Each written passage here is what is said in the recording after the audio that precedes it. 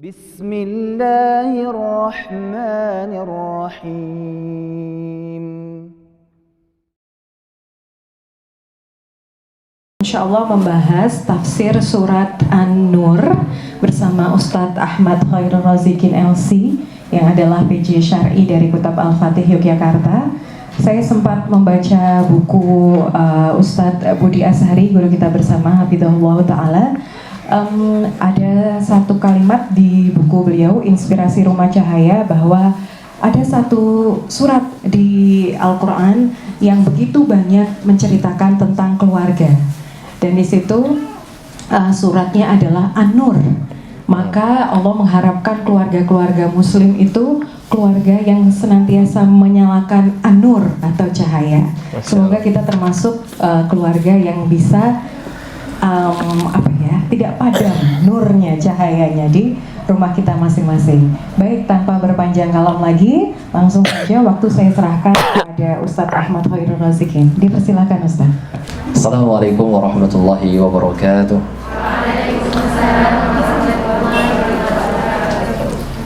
Innal hamdalillah nahmaduhu wa nasta'inuhu wa nastaghfiruh wa na'udzu billahi min shururi anfusina wa min sayyiati a'malina.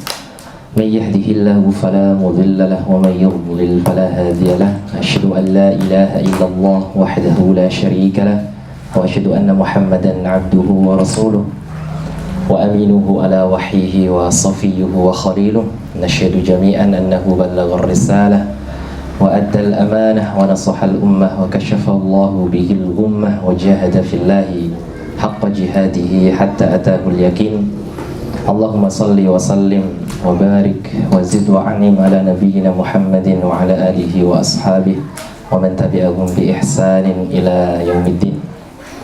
Qala Allah Ta'ala fi kitabihil karim, a'udzu billahi minasyaitonir rajim, ya ayyuhalladzina amanu taqullaha haqqa tuqatih wa la tamutunna illa wa antum muslimun. Wahai orang-orang yang beriman, bertakwalah kalian semuanya kepada Allah dengan sebenar-benarnya takwa, dan janganlah kalian mati kecuali dalam keadaan muslim. Amma ba'd, Allahumma anfa'na bima 'allamtana wa 'allimna ma yanfa'una wa zidna ilman yanfa'una. Allahumma ij'alil Qur'anal 'azim rabi'a qulubina wa nura sudurina wa jalaa'a ahzanina wa dhahaba humumina wa humumina wa sa'iqana ila jannatika jannatin na'im bi rahmatika ya arhamar rahimin. Hayal ummahat, ibu-ibu yang dimuliakan Allah Subhanahu wa Ta'ala, kebundaan dan juga para ustadzat yang hadir pada pagi hari ini. Alhamdulillah, segala puja dan puji syukur hanya teruntuk Allah Subhanahu wa Ta'ala. Pagi hari ini adalah kumpulnya jenengan yang kedua kali mungkin, Bu ya? Pertama kali? Pernah kayaknya kumpul di Bang Jai itu? Oh ya. Tapi nggak sama dengan Gen 3, generasi 3 maksudnya ya. Alhamdulillah Allah kumpulkan kita semuanya di tempat yang mulia ini. Ini adalah musalla, tempat orang salat, masjid tempat orang sujud. Jadi sama-sama tempat untuk beribadah. Nabi SAW mengatakan, man ijtama'a qaumun fi baitin min buyutillahi yatluna kitaballah wa yatadarasunahu bainahum illa nazalat alaihimus sakinah wa hafathumul malaikah wa dzakarahumullahu fiman indah.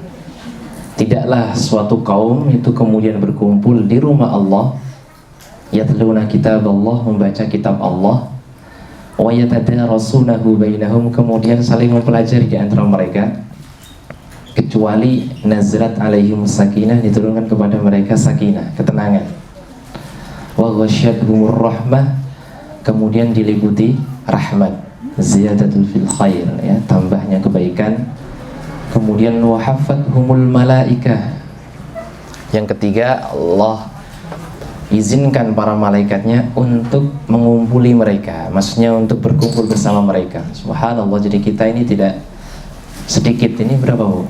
Oh, sudah banyak ya. Tapi malaikat Masya Allah hadir juga bersama kita semuanya. Dan yang paling luar biasa adalah yang terakhir, wa dzakarahumullahu fiman indah, dan disebut-sebut nama kita semuanya yang hadir di majelis ilmu itu di rumah Allah di depan makhluk-makhluknya yang ada di langit. Disampaikan oleh Allah, ini si fulana, si fulana, si fulana, di hadapan para malaikat.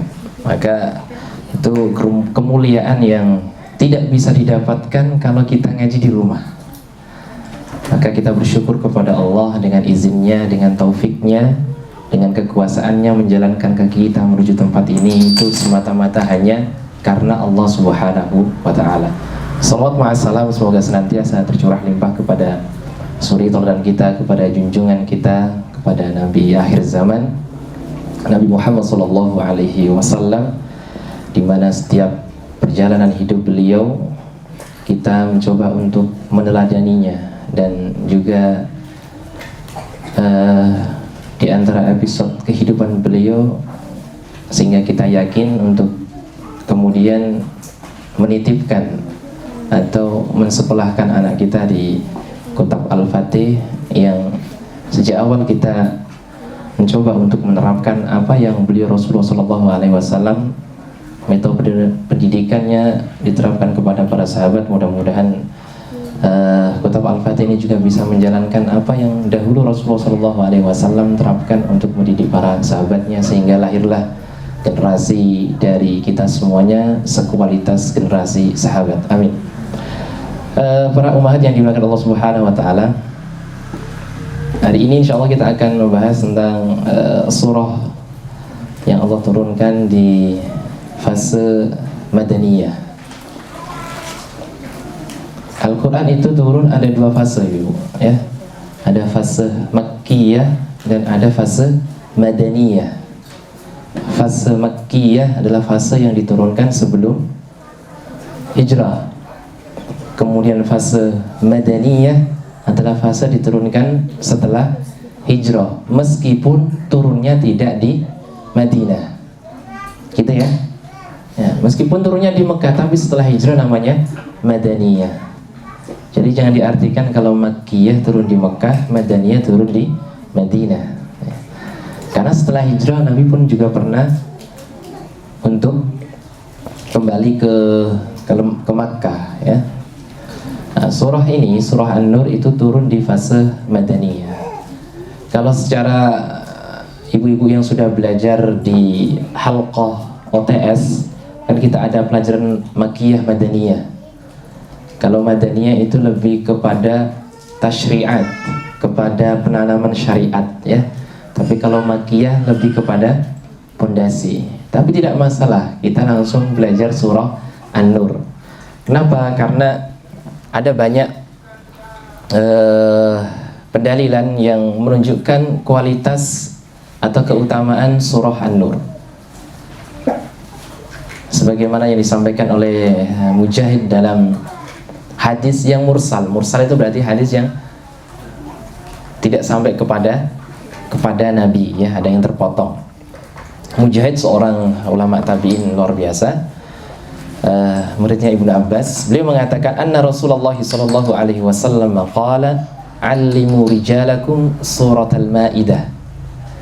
Ajarilah laki-laki atau anak laki-laki kalian, para lelaki itu, surat Al-Maidah, surah Al-Maidah. Wa 'allimu nisa'akum surat An-Nur, dan ajari perempuan-perempuan kalian surah An-Nur. Jadi ada perintah begitu. Hadis ini yang diriwayatkan oleh Imam As-Suyuti dalam kitabnya Ad-Dur Al-Mansur, dan juga disebutkan oleh Sa'id bin Mansur dan juga Ibnu Munzir dan Imam Al-Baihaqi dalam kitab-kitab beliau. Jadi ada semacam perintah, maka kita pilih surah An-Nur, gitu ya. Ada perintah untuk kita mengajari para wanita itu surah An-Nur, sebagaimana disampaikan oleh MC tadi, ya, jazakillahu khairan, mengingatkan kita bahwa surah An-Nur itu memang banyak berbicara tentang keluarga, dan juga nanti banyak berbicara tentang wanita. Nah, sehingga kita patut untuk mempelajari surah An-Nur. Surah An-Nur selesai, insya Allah kita akan nanti cari pilih pembahasan apa gitu, ya. Itu surah An-Nur. Disebut dengan surah An-Nur Selain itu, maaf sebelum kita sampaikan kenapa disebut dengan surah An-Nur, ada juga maqalah dari Umar bin Khattab radhiyallahu taala anhu. Beliau mengatakan, ta'allamu surat al-Baqarah wa surat an-Nisa wa surat al-Maidah wa surat al-Hajj wa surat an-Nur fa inna fihinna al-faraid. Umar pun mengatakan begitu, ajari keluarga kalian atau pelajarilah oleh kalian surah Baqarah, surah Nisa, surah Al-Maidah, Al-Hajj, An-Nur. Jadi Nur disebutkan juga. Atau perkataan dari Harithah bin Mudrib, beliau mengatakan, kataba ilaina Umar ibn al-Khattab, Umar pernah menulis memerintahkan kepada kami, an ta'allamu surat An-Nisa wal Ahzab wan Nur, hendaklah kalian itu mempelajari surah An-Nisa, surah Al-Ahzab dan surah An-Nur. Jadi banyak maqalah dari sahabat dan juga tadi dari tabi'in yang menunjukkan bahwa ada perintah untuk belajar surah An-Nur. Kemudian kenapa surat ini disebut dengan surah An-Nur? Sumiyat hadhihi surah surat An-Nur li dzikrin nur fiha, karena di surat ini berbicara tentang nur. Di surat apa itu? Di ayat berapa? Ayat 35. A'udzubillahi minasyaitonirrajim. Allahu nurus samawati wal ard, mathalu nurihi kamishkatin fiha misbah. Allah adalah pemilik cahaya langit dan cahaya bumi. Jadi disebutkan Allahu nurun, maka disebut surah An-Nur. Nurun ala nur. Ayat berikutnya juga disampaikan di ayat 40, cahaya di atas cahaya. Nanti kita akan pelajari di ayat itu insyaallah, maksudnya apa cahaya di atas cahaya, maksudnya apa Allah itu nur, nah, seperti apa nanti kita akan pelajari waktu nanti sampai di ayat 35 dan ayat 40. Kita muqaddimah dulu ya, muqaddimah dulu di kenapa kita pilih surah An-Nur. Terus kemudian para ummahat yang dimuliakan Allah Subhanahu wa taala, kenapa juga kita kemudian harus memilih tafsir gitu. Dan tafsir sebenarnya kan pelajaran yang cukup berat. Kalau ibu-ibu mungkin untuk awal mungkin bisa belajar kita fikih ya, fikih-fikih yang mudah, tapi kita akan pilih surah, akan pilih pelajaran tafsir karena tadi bahwa kemuliaan kita berkumpul di rumah Allah seperti ini itu luar biasa, dan juga belajar Al-Quran itu barometer kebaikan seseorang. Utsman bin Affan mengatakan, khairukum man ta'allama al-Quran wa 'allama, sebaik-baik kalian adalah yang belajar Al-Quran dan mengajarkannya. Jadi ada barometer kehidupan seorang itu jadi baik kalau misal berbuat sesuatu baik, maka ini yang terbaik, yaitu belajar Al-Quran. Maka diharapkan ibu-ibu ini jangan sampai kemudian tidak membaca Al-Quran dalam satu hari. Jangan sampai tidak membuka mushaf satu hari. Kalau misal ada uzur syar'i yang tidak membolehkan megang mushaf, minimal dibaca, dizikirkan. Baca kul hu atau al-falak, an-nas gitu. Jangan sampai kemudian kita hilang Al-Quran itu, karena itu barometer kebaikan kehidupan seseorang. Apalagi kita yang baru menyiapkan generasi seperti ini, Bu ya. Dan ibu-ibu adalah madrasahnya, madrasatul ula. Ibu-ibu itu adalah madrasah pertama. Idza a'dattaha, kalau Anda menyiapkan mereka, a'datta sya'ban tayyibal a'raqi, kalau Anda telah menyiapkan para wanita itu, maka Anda telah menyiapkan masyarakat yang baik budi pekertinya. Jadi lahirnya generasi sekualitas sahabat itu tidak terlepas dari ibu-ibu semuanya ini. Nah, cara salah satu untuk menyiapkan itu, maka ulama mengatakan faqidu syai' la yu'ti, sesuatu yang tidak ada bagaimana dia bisa memberi. Maka harus ada amunisi dalam diri itu ikatan dengan Sang Maha Pencipta untuk mendidik anak-anak. Nah, begitu ya. Salah satunya adalah selalu berinteraksi dengan Al-Quran. Maka kita mencoba untuk belajar Al-Quran di pagi hari ini. Itu surah An-Nur. Kemudian sebelum kita masuk ke dalam surah An-Nur, ini masih muqaddimah. Kita sampai jam berapa, Bu? Nanti sampai 8.30, 10 menit terakhir tanya jawab. Iya, tayyib. Kemudian sebelum kita masuk ke dalam surah An-Nur, ulama itu kalau membahas tafsir ada pembahasan korelasi atau disebut dengan ilmu al-munasabah. Korelasi antara surat dengan surat sebelumnya, surat ini dengan surat sesudahnya, itu namanya korelasi, dan itu sangat penting dalam ilmu tafsir. Atau bahkan mungkin ayat dengan ayat, nah, itu namanya korelasi. Surah An-Nur ini korelasi dengan surat sebelumnya. Surat sebelumnya apa, Bu? Nah, iya, boleh buka mushaf, Pak. Surah Al-Mu'minun. Surah Al-Mu'minun itu kan diakhiri wa qur rabbighfir warham wa anta khairur rahimin. Begitu kan? Dan katakanlah, berdoalah kalian, rabbighfir, ya Allah ampunilah saya, warham dan rahmati saya, wa anta khairur rahimin, dan engkau adalah sebaik-baik pemberi rahmat. Maka kemudian disambung dengan surat An-Nur, seakan-akan begitu, korelasinya begitu. Surat An-Nur seakan-akan menunjukkan as-sabil, jalan al-musil yang sampai kepada rahmat dan maghfirah Allah. Nah gitu. Meskipun Al-Mu'minun turun di Makkiyah, turun sebelum hijrah. Tapi secara urutan surat, ya, secara urutan surat, bukan secara urutan turun ya, itu kan sebelum. Maka seakan-akan begitu. Saat kita disuruh oleh Allah, Rabbighfir warham wa anta khairur rahimin, ya Allah berikanlah ampunan dan rahmat karena engkau sebaik-baik pemberi rahmat. Ditunjukkan cara untuk mendapatkan rahmat maghfirah seperti apa sih? Yaitu di surah An-Nur. Suratun anzalnaha wa faradnaha wa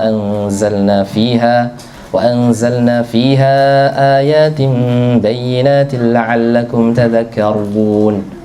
Insyaallah inilah surat, seakan-akan begitu. Inilah surat anzalnaha yang kami turunkan, wa faradnaha dan kami wajibkan, wa anzalna fiha dan kami turunkan di dalamnya ayatin bayyinat, tanda-tanda kebesaran Allah yang jelas. Jadi untuk mendapatkan maghfirah Allah, untuk mendapatkan rahmat Allah, berarti kembalinya kemana, Bu? Kembalinya ke Al-Quran. Kembalinya ke Al-Quran lagi begitu. Kenapa? Karena di dalamnya diterangkan, Allah mengatakan ayatin bayyinat, tanda-tanda kebesaran Allah yang jelas. La'allakum tadzakarun, supaya kalian ingat lagi gitu. Nah, maka nanti di surah An-Nur ini disebutkan tanda-tanda yang jelas sebagai atau untuk orang mukmin itu seperti apa. Nah, di surat Mukmin disebutkan sifat orang mukmin itu Allah sampaikan walladzina hum li furujihim hafizun. Orang mukmin itu orang yang mau menjaga kemaluannya, menjaga kehormatannya.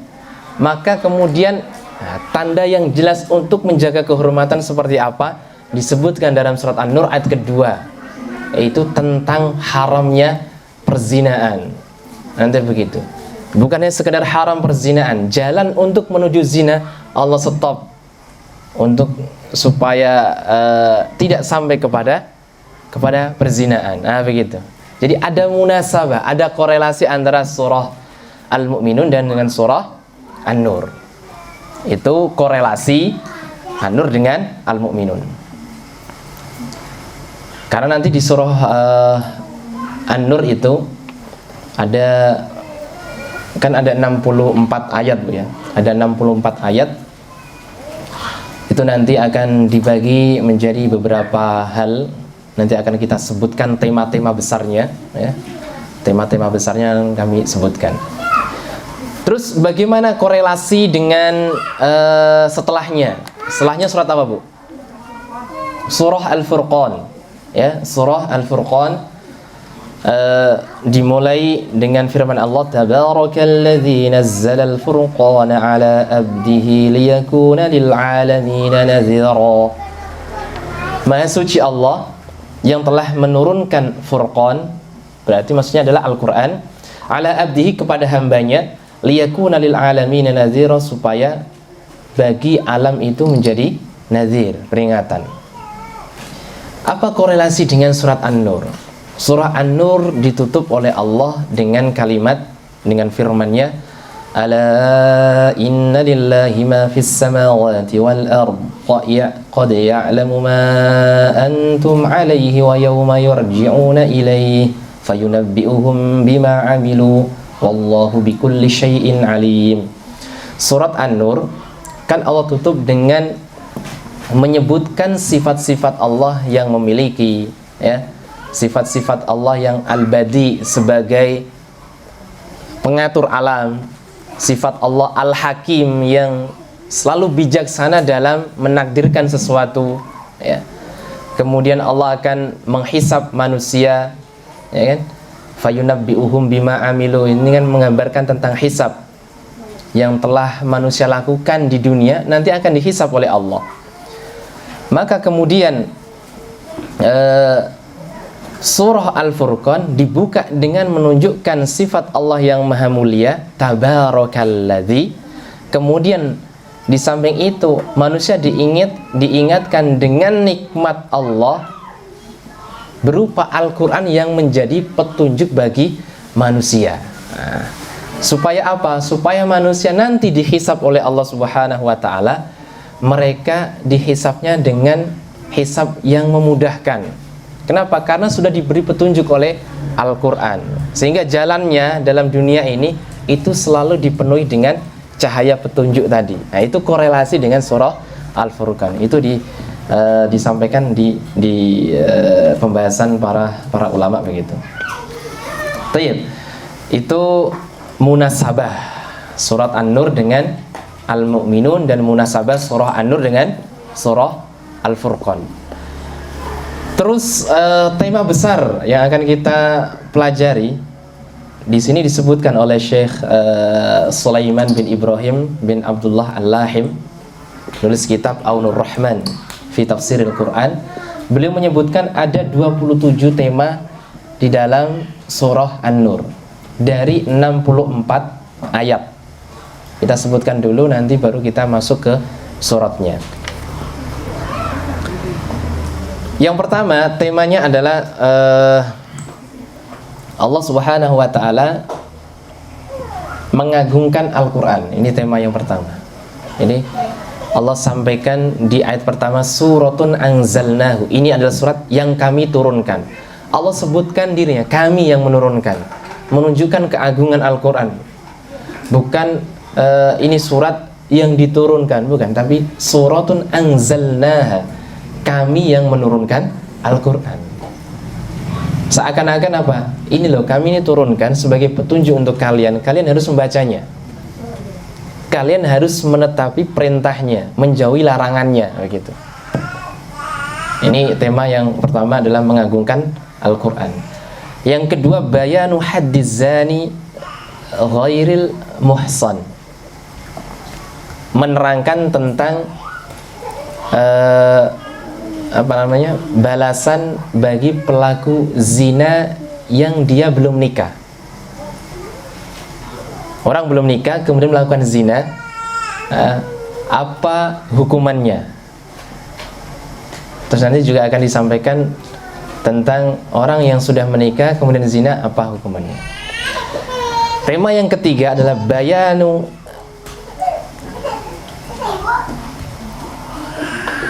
hurmatiz zina wa anna zani la yutawi'uhu ala zanahu illa zaniyah, menerangkan tentang haramnya perzinahan dan juga sekaligus menerangkan bahwa tidaklah orang laki-laki yang berzina kecuali akan mendapatkan wanita pezina pula. Nah, gitu. Masya Allah. Yang keempat, temanya adalah tentang bayan haddul qadhaf. Bayan haddul qadhaf, menerangkan hukuman orang yang menuduh. Wah, ini nggak boleh, Bu. Kenapa disebutkan di surah An-Nur ini? Mohon maaf, Bu, ya. Karena biasa yang ngerumpi itu siapa, Bu? Gitu kan. Nantilah ya, gitu loh. Laki-laki emang yang ngerumpi Ustaz? Iya sama gitu kan. Tapi biasanya lebih banyak. Ini kalau kajian ayah sedikit loh, Bu. Tapi kalau kajian bunda, Masya Allah, kaget saya ini. Kaget. Saya kira yang datang itu paling ya 10 gitu ya. Ternyata Masya Allah banyak. Alhamdulillah. Nah, karena juga sudah kangen Ustaz ketemu gitu ya. Yang kelima, temanya adalah bayan hukmul li'an, menerangkan tentang hukum li'an. Apa itu li'an? Li'an secara umum adalah sumpahnya seseorang, baik laki-laki maupun perempuan, yang menuduh istrinya berzina, ya, berselingkuh, tapi dia tidak punya saksi. Itu namanya sumpah li'an. Nanti kita akan jelaskan di babnya ya. Kemudian yang keenam, banyak ini ya, nggak apa-apa kita sebutkan semuanya. Dzikru qissati al-ifki, menyebutkan kisah ifki. Pernah dengar kisah ifki, Bu? Nah, kisahul ifki ya, tuduhan kepada Ummul Mukminin Aisyah radhiyallahu taala anha telah berselingkuh dengan sahabat. Nah, itu haditsul ifki namanya. Itu tema yang ke-6 adalah menyebutkan kisah haditsul ifki dan juga janji dan ancaman dan juga pelajaran dari Allah Subhanahu wa taala di dalam hadisul ifki itu. Yang ketujuh, an-nahyu anittiba'i khutuwatis syaitan wa anil halaf an tarkil ihsan wa badil fadl. Tema berikutnya yang ketujuh adalah larangan untuk mengikuti langkah-langkah syaitan, dan juga larangan dari bersumpah meninggalkan perbuatan baik. Saya bersumpah demi Allah saya tidak mau bersedekah lagi. Nah, itu nggak boleh ya. Saya bersumpah untuk tidak puasa sunnah lagi. Nah, itu nggak boleh ya. Al-halaf ala tarkil ihsan. Yang kedelapan, at-tahdhir min qadhaf al-muhsanat, peringatan dari menuduh wanita-wanita yang bersuami, wanita-wanita muslimah yang bersuami. Tidak boleh dituduh sembarangan. Nah, peringatan dari Allah. Bahkan ancaman ya, peringatan dan ancaman dari menuduh wanita mukmin berselingkuh atau berzina. Yang kesembilan, bayanu adabil isti'dzan fi dukhuli buyutil akharin, menerangkan tentang adabnya minta izin sebelum masuk ke rumah orang lain. Ini perlu sekali ini. Banyak orang yang kadang tidak tahu masalah minta izin itu ya. Maka nanti akan diterangkan. Celonang-celonong masuk omai wong, nah, itu kan insyaallah. Harusnya tidak seperti itu. Meskipun itu rumah yang biasa kan Bu ya, kalau di kampung ya. Kalau di kampung biasa itu. Jadi salam itu sudah di dalam rumah ya. Sudah masuk ke rumah, assalamualaikum, malah bahkan buka pintu gitu kan lah. Ini nanti kita akan terangkan gimana sebenarnya minta izin itu untuk masuki rumahnya orang lain. Yang ke-10, al-amru bi ghaddil basar wa hifdzil furuj wa adami ibda'iz zina illa lil maharim. Perintah untuk menundukkan pandangan, wa hifdzil furuj, dan menjaga kemaluan, wa adami ibda'iz zina illa lil maharim, dan juga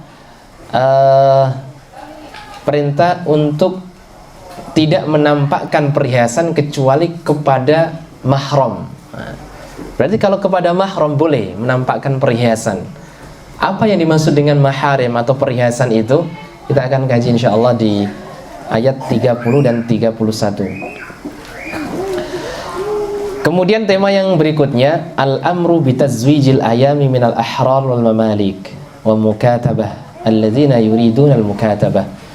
Ini enggak ada ya, enggak ada di zaman kita, yaitu perintah untuk menikahi al-ayyam, budak-budak wanita. Ya, ada, itu akan dibahas di ayat 32 dan 33. Kemudian al-imtinan bi inzalil ayatil bayyinat wa dzikril amsal. Tema berikutnya adalah mengingatkan nikmat Allah berupa diturunkannya ayat yang jelas. Kalau diturunkan Al-Quran jelas, tapi sampai dijelaskan oleh Allah, ayat-ayat ini itu jelas sekali, Bu. Ini nggak ada ayat-ayat itu yang kemudian nggak jelas. Misal ada ayat mutasyabihat, nanti akan dijelaskan oleh Rasul melalui hadisnya. Jadi sangat jelas. Kemudian yang ke-13. Masih ada waktunya? Sampai setengah 9 atau jam 9, Bu? Setengah 9 ya, Bu Linda. Setengah 9. Iya. 15 menit Ustaz, berarti 45. Baik. Sana Allah Azza wa Jalla ala nafsihi bi annahu nurus samawati wal ard. Pengagungan Allah untuk dirinya sendiri. Ini boleh, Bu, ya. Kalau kita jangan mengagungkan diri sendiri, tapi kalau Allah boleh. Sana Allah Azza wa Jalla ala nafsihi. Allah mengagungkan dirinya bi annahu nurus samawati wal ard, bahwa sungguhnya Allah itu adalah cahaya langit dan cahaya bumi. Cahaya yang menyinari langit dan bumi. Dan wa ta'zimu nurul iman, dan juga pengagungan akan cahaya iman fi qalbil mu'min, dalam hati seorang mukmin. Penting itu. Seorang mukmin itu harus tahu dari mana dia mengambil cahaya untuk hatinya, dan kapan cahaya hatinya itu bisa hilang, maka harus dipelajari. Kemudian ta'zimu imaratil masajid wath thana' ala ammariha bitasbih was salati wal ibadati wal imtidahi. Pengagungan terhadap masjid. Masjid itu harus diagungkan. Kalau ibu-ibu memang tidak ada kewajiban untuk masuk ke dalam sholat jamaah di masjid, ya. Tapi kan kita punya putra-putri, ya, putra yang harus didorong oleh jenengan semuanya, didorong, dijongkrok kayak gitu, ya, untuk masuk ke dalam masjid. Nah, dan juga dorongan untuk selalu melaksanakan atau tasbih, ya, mengucapkan kalimat tasbih, dan dorongan untuk melakukan salat dan ibadah-ibadah yang lain. Itu akan dijelaskan di ayat 36 dan 3-38. Berikutnya dharbu mathalaini li a'malil kuffar al-batilah. Perumpamaan, nanti akan disebutkan perumpamaan orang-orang kafir akan amal-amal mereka yang batil, ya, akan disebutkan. Kemudian dzikru madzahiri tamami qudratihi, penyebutan akan pemandangan kesempurnaan kekuasaan Allah Subhanahu wa taala. Contohnya adalah tasbihnya burung-burung dan hewan-hewan. Masya Allah. Jadi burung-burung semuanya itu yang sedang terbang saat ini, bahkan sampai hari kiamat, semuanya itu bertasbih selalu kepada Allah Subhanahu wa taala. Kalah kita, Bu, ya. Kalah. Tapi kalau burung dan hewan-hewan yang lain selalu bertasbih kepada Allah. Di ayat 41 sampai 45 nanti. Kemudian yang berikutnya ta'kidul imtinan bi inzalil ayat. Ada peneguhan lagi terhadap nikmat diturunkannya ayat. Yang ke-8 fadhul munafikin. Surat Nur nanti akan menyingkap kedok, ya, orang-orang munafik. Kita akan disingkap bagaimana kedok mereka sesungguhnya di surah An-Nur ayat 47 sampai 54. Kemudian tema berikutnya adalah memuji orang-orang mukmin. Pemujian terhadap orang mukmin. Kenapa? Liqabulihim hukmillahi wa rasulih. karena mereka itu menerima dengan lapang atas hukum-hukum Allah dan Rasulnya. Nah, itu. Jadi orang mukmin itu akan mendapatkan pujian dari Allah kalau dia menerima sukarela atas hukum Allah dan hukum Rasulnya. Jadi kalau ada ayat, ada hadis yang itu memang sebuah perintah, tidak ada qarinah, tidak ada sesuatu yang menyelewengkan dari perintah itu menjadi sebuah mubah, maka dia harus langsung sam'an wa ta'atan, harus sami'na wa ata'na, maka akan mendapatkan pujian Allah. Kemudian tahdidul kafirin wa wa'idihim, ancaman terhadap orang kafir dan hukuman bagi mereka. Tema berikutnya adalah izin di 3 waktu. 3 waktu itu apa nanti akan disebutkan. Ya, syariat untuk izin di 3 waktu. Kalau mau masuki kamar, mau masuki rumah orang tua, itu harus izin di 3 waktu. Berikutnya raf'ul janah anil qawaid minan nisa. Apa bahasa Indonesianya ini ya?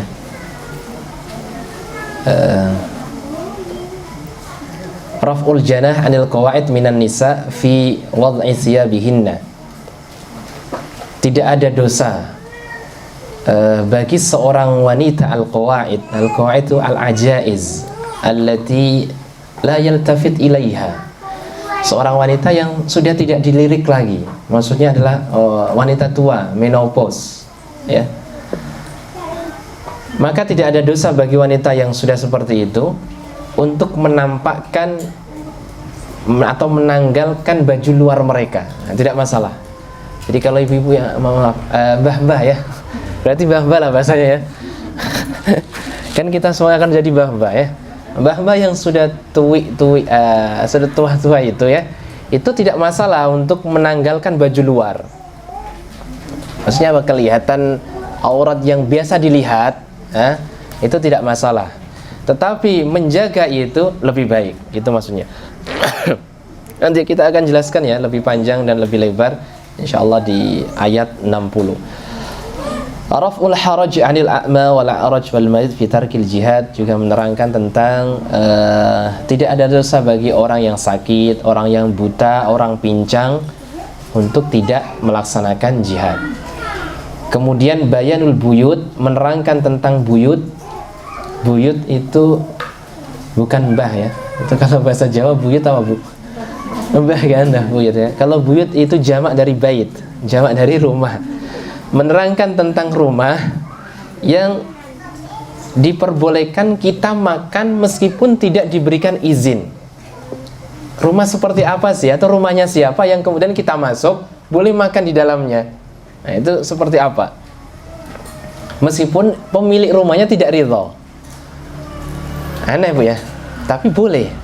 Jadi ada orang punya rumah, pemiliknya tidak ridho, ya, tidak diketahui ridhonya, pokoknya nggak tahu ini pemiliknya ridho atau tidak. Ada makanan di situ, kita boleh makan.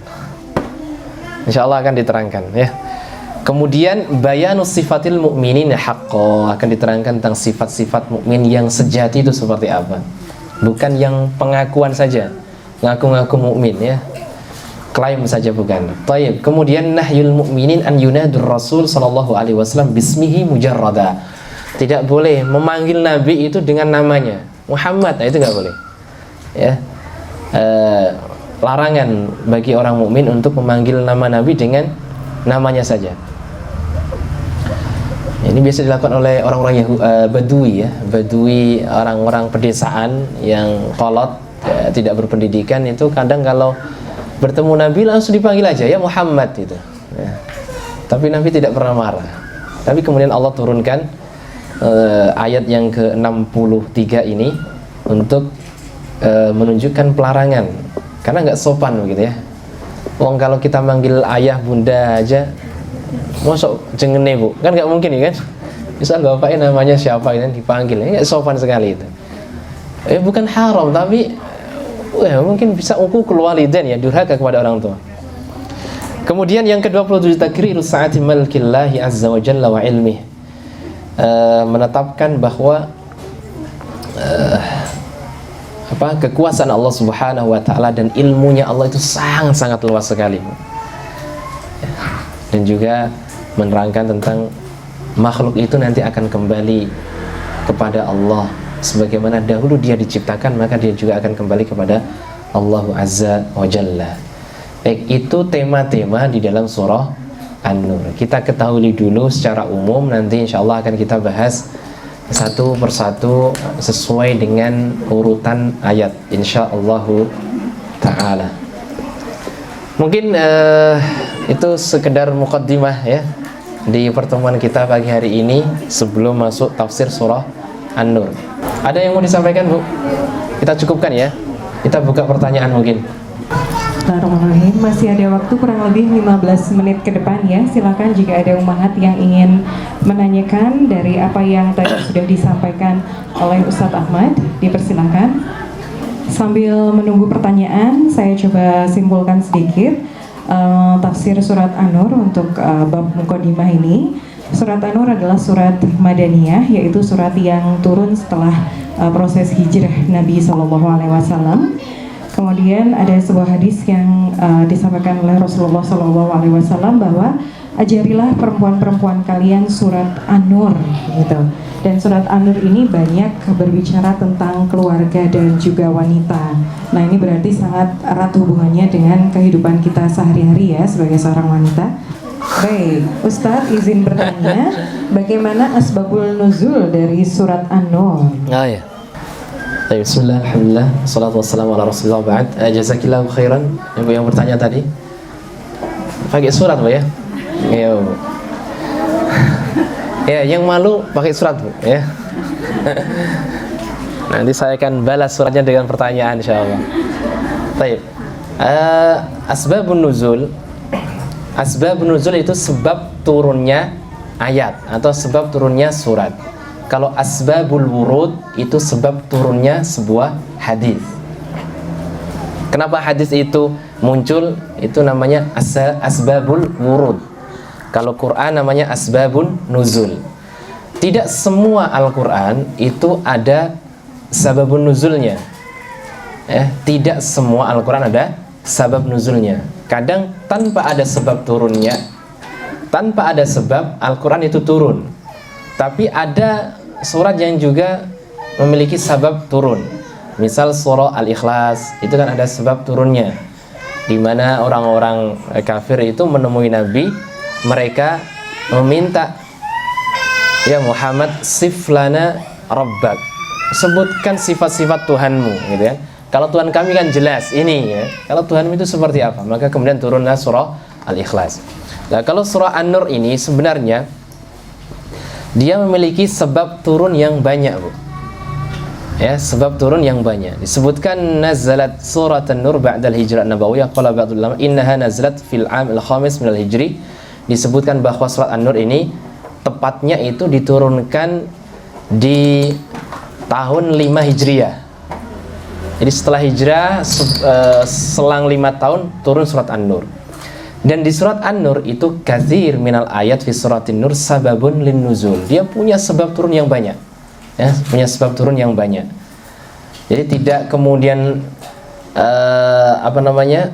satu gelondong surat ini dengan satu sebab turun. Enggak ya. Tapi ada beberapa ayat yang dimulai dengan sebab turun. Gitu, Bu ya. Banyak. Mungkin kalau ayat 3 misal az-zani la yankihu illa zaniyatan aw musyrikah waz-zaniyatu la yankihuha illa zanin aw musyrik wa hurrima dzalika 'alal mu'minin. Nah, itu ayat yang keberapa itu? Az-zani yang kedua kan? Dia dikatakan turun kepada seorang wanita yang namanya Ummu Mahzul. Mahzul, mim ha zai wa wulam.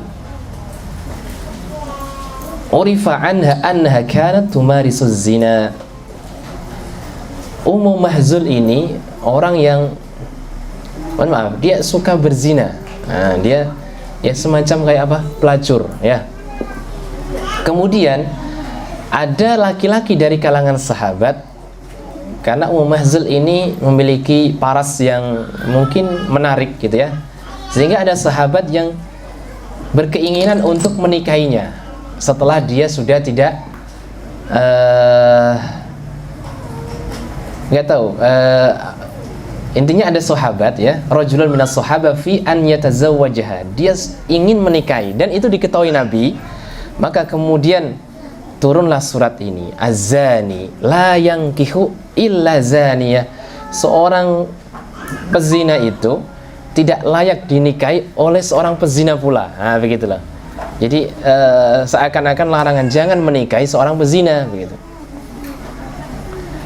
Kemudian atau kecuali seorang pezina itu layaknya nikah dengan musyrikah. Nah, orang yang musyrik, tidak masalah, itu pas, cocok, seakan-akan begitu. Itu ayat yang ketiga. Nanti ada lagi berikutnya, misal ayat yang ke-6. Sebab turunnya adalah turun kepada Hilal bin Umayyah. Hilal bin Umayyah setelah ba'dan anidda'a ala imra'atahu annaha zanat, setelah dia itu mengklaim bahwa istrinya telah berzina, maka kemudian dia menuduh istriku telah berzina, gitu kan? Faqadhafaha amama Rasulillah sallallahu alaihi wasallam, dia menuduh di depan Nabi sallallahu alaihi wasallam. Maka kemudian Nabi sallallahu alaihi wasallam mengatakan al-bayyinatu aw haddun fi dhahrik. Jadi harus ada bukti, tidak boleh sembarangan menuduh itu, meskipun itu istrinya. Harus ada bukti. Maka turun walladzina yarmuna azwajahum, orang-orang yang menuduh istri-istri mereka melakukan zina, harus mendatangkan saksi. Kalau nggak akan mendatangkan saksi, maka dia harus melakukan sumpah li'an. Nah gitu ya. Jadi tidak satu sebab turun, Bu, yang tadi bertanya. Begitu, wallahu taala a'lam. Bismillahirrahmanirrahim. Ustadz, saya mau bertanya, idealnya dari usia berapa mengajarkan anak laki-laki untuk sholat di masjid? Enak. Ini yang bertanya gen berapa? Gen 3 ya? Belum sampai Makkiyah Madaniyah? Sudah? Baik, nggak apa-apa ya, kita sampaikan. Dan untuk ibu-ibu mungkin yang angkatan gen 1, gen 2 ya, nggak masalah. Kapan anak laki-laki itu diperintahkan untuk masjid? Yang pertama kita lihat hadis Nabi sallallahu alaihi wasallam, beliau bersabda, muru auladakum bis salati wa hum abna'u sab'i sinin. Perintahkan anak-anak kalian untuk melakukan salat sejak usia mereka umur 7 tahun. Perintah, Bu. Salat itu harus 7 tahun kalau kita ngikuti hadis Nabi ini. Sebelum 7 tahun jangan diperintahkan, diajak saja. Yuk ke masjid, misal gitu ya. Nanti kalau didengar para ayah atau bunda, nggak ke masjid sama abi, nggak ke masjid sama ayah, gitu ya. Jangan. Sana sholat. Kalau kita ngikuti hadis ini jangan diperintah gitu ya. Sebelum umur 7 tahun. Dan saya tidak pernah merintahkan anak saya untuk sholat, ya. Karena saya ingin mengikuti petunjuk Nabi Sallallahu Alaihi Wasallam ini ya. Baru nanti 7 tahun diperintahkan untuk sholat. Tapi harus diperlihatkan, jenengan kan sholatnya kan di rumah. Maka umur 1 sampai 6 tahun perlihatkan, Bu, jenengan sholat di rumah. Sholat itu kan kalau sehari berapa kali? 5. Belum nanti jenengan nambah dengan sunnah rawatibnya 12 misal. Belum sunnah yang ghairu muakkadah, tambah lagi banyak. Artinya anak itu akan melihat terus jenengan semuanya sholat itu. Kalau 5 kali 6 tahun berapa, Bu? Ya kan, Masya Allah. Terus pokoknya banyak lah ya, ribuan kali jenengan sholat, anak diperlihatkan itu. Tapi kalau nggak pernah sholat ya repot, ya kan? Nggak pernah diajari berarti. Cara ngajarinya ya itu, dengan diperlihatkan jenengan sholat terus gitu ya, selama 6 tahun. Masya Allah, dia akan melihat. Dan biasanya kalau sudah melihat umur 3 tahun itu akan ngikuti. Kok 3 tahun? 2 ya, Bu ya? 1 tahun sudah jalan itu akan ngikuti Allah gitu kan. Meskipun nanti hanya cuma sekedar Allah, tapi dia akan ngikuti. 2 tahun, 3 tahun akan mengikuti. Jadi selama 6 tahun itu jangan ngajari itu. Lebih-lebih ibu-ibu, kan bapaknya di masjid. Nah, gitu, Bu. Wadribuhum, dan pukullah mereka, wahum abna isyri sini, Kalau sudah 10 tahun, pukul mereka. Tapi insya Allah tidak akan sampai kepada pemukulan. Kalau 1 sampai 6 tahun, jenengan perlihatkan sholat itu. Kemudian 7 sampai 10 tahun, tahapan sabar jenengan memerintahkan anak. Diperlukan kesabaran hampir sekitar 4 tahun ya. 7, 8, 9, 10. 3 tahun lah ya. 3 tahun sabar menyuruh setiap hari 5 kali, ya kan? Kali 3 tahun. Setiap sholat disuruh, setiap sholat disuruh. Tapi tidak boleh ada pemukulan. Tidak ada ancaman, pembentakan dan sebagainya. Hanya perintah. Tapi kalau itu sudah dijalankan, insya Allah 10 tahun tidak akan ada pemukulan. Masalahnya itu sudah 15 tahun baru disuruh. Ya nggak mau, ya kan? Nah gitu Bu, ya. Tahapan itu jenengan harus jalani itu Bu, ya. Lebih-lebih jenengan yang sudah di Kutab, dan alhamdulillah baru kecil-kecil kan anaknya itu luar biasa sudah mengetahui ini. Tapi kalau sudah anak yang coba 15 tahun baru tahu ilmu ini, repot. Gitu ya. Terus lalu kapan diperintahkan ke masjid? Ya, kita tadi lihat ya, perintah ke masjid itu perintah apa? Kan perintah sholat ya. Maka di umur 7 tahun. Sebelum umur 7 tahun jangan diperintahkan. Ya. Kalau bagi para ayah diajak aja, saya mau ke masjid nak, ikut dak gitu. Di masjid nggak sholat ya nggak apa-apa, duduk ya. Mana kan saya punya anak di Kutab Awal 1 ya, C, itu umur 5 tahun mau 6 tahun. Saya selalu ajak ke masjid. Beberapa orang itu kadang nyuruh sholat lah. Saya bapaknya nggak nyuruh sholat gitu lah ya. Ya apa, duduk aja, saya bilang ya duduk. Mau sholat, ikut nggak apa-apa. Kalau mau sholat silakan, jangan dilarang. Tapi kalau nggak sholat mau duduk, sudah duduk. Tapi dikasih tahu, jangan ramai, karena masjid itu bukan dicipta untuk bermain-main. Jadi gitu ya. Maka memang tidak boleh kalau ngajak anak kecil itu ke masjid, karena akan main-main, mengganggu orang sholat. Jadi hendaknya kalau pas disuruh ke masjid itu umur 7 tahun. Tapi kalau hanya sekedar diajak di waktu dia sudah tenang, nah gitu ya. Imam Malik sangat melarang keras ya anak-anak di bawah 5 tahun untuk ke masjid, karena akan mengganggu ya. Makanya di zaman dahulu itu kalau masjid dibuat itu, saya sampaikan ya, masjid dibuat itu di samping itu ada tempat untuk anak-anak ya, ada tempat lah untuk kayak apa ya, semacam ya playgroup. Iya apalah itulah ya, playground itu ya, atau apalah ya. Pokoknya intinya ada lah Bu. Nah, maka kalau yang bagus itu masjid, mungkin di halamannya ada jungkat-jungkit atau apa ya, anak-anak dari situ, bisa main di situ. Tapi tadi kami sampaikan bahwa diperintah itu umur 7 tahun, diajak ke masjid kalau dia sudah bisa dikondisikan. Wallahu ta'ala alam. Gitu Bu ya, mudah-mudahan bisa menjawab. Kesimpulannya, jenengan baca lagi maudhu'nya tadi itu, tema besarnya. Baik. Dan dibaca dulu sebelum kita nanti akan mempelajarinya, supaya nyambung, enak ya. Kalau jenengan nggak baca dulu, ya baca mungkin tafsir Ibnu Katsir terjemahannya banyak, atau minimal terjemahannya.